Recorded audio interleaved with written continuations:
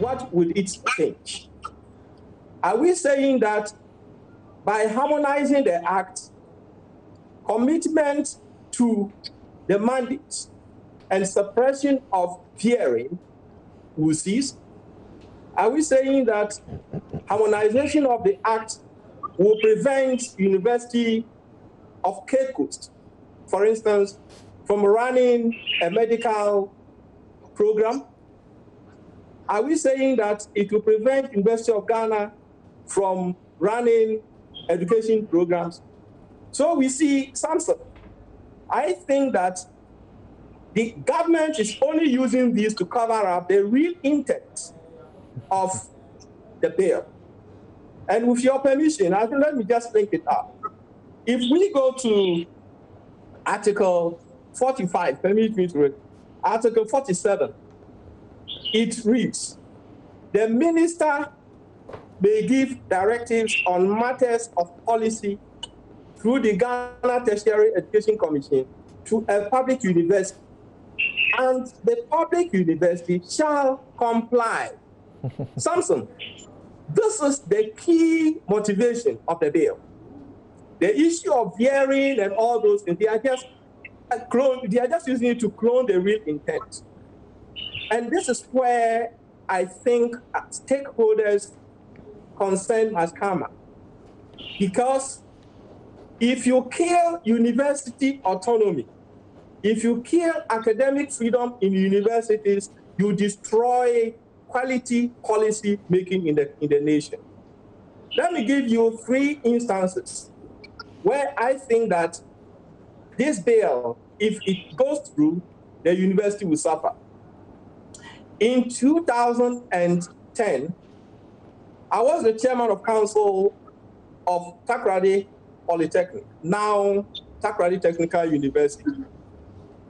A deputy minister calls me as chairman and directs that I should ask the then rector to proceed on leave. I asked why, because the act and the statutes clearly indicates that the chairman is a chairman of council, and the council is the highest decision-making body. And so I drew his attention to this. Eventually, I was nearly removed, but for the authorities then going strictly by the provisions of the act. And so that decision couldn't go through.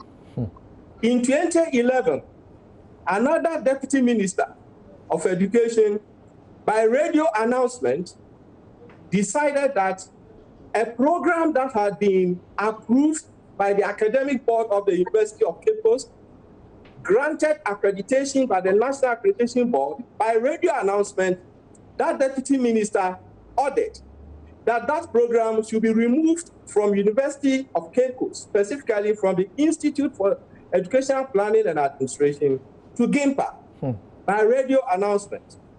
There too, we had to make reference to the Act provisions. And because of that, that couldn't be implemented. Currently, there was someone, the Institute of Educational Planning and Administration has been upgraded to a Category 2 status by UNESCO. And there's someone who has been actively involved in this. That person was to be granted a position at that place.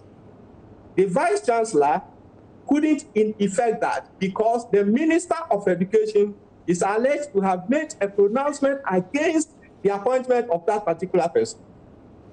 So you see, if this bill goes through and Article 47 as it is goes through, we stand to experience a situation where in future, even the appointment of a laborer in the university has to be determined by the Minister of Education. And this is why, for me, I think that this bill is a non-starter. The existing provisions we have in our Act provides for accountability and all those things that the proposed bill, harmonized bill, wants to do. And so let us strengthen the Act, the operationalization of the existing Act, and then encourage governing councils to ensure that operational challenges within each university are corrected. All right. Government must intervene, but government must not interfere. All right. This bill seeks to make government interfere in university governance, and all right. it must not be allowed. Thank you.